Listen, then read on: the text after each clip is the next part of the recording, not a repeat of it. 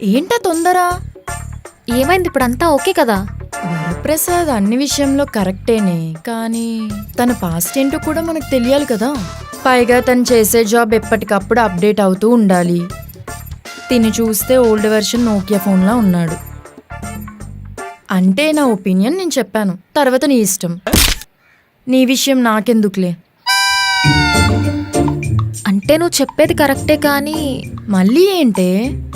ఇప్పుడు నేను డౌట్ పడేదాన్ని, ఇప్పుడు నువ్వు డౌట్ క్రియేట్ చేసావు.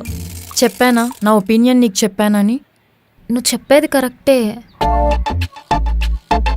ఇప్పుడు నువ్వు నన్ను ఏం చేయమంటావు? అదే నేను అడుగుతున్నా, నన్ను ఏం చేయమంటావు?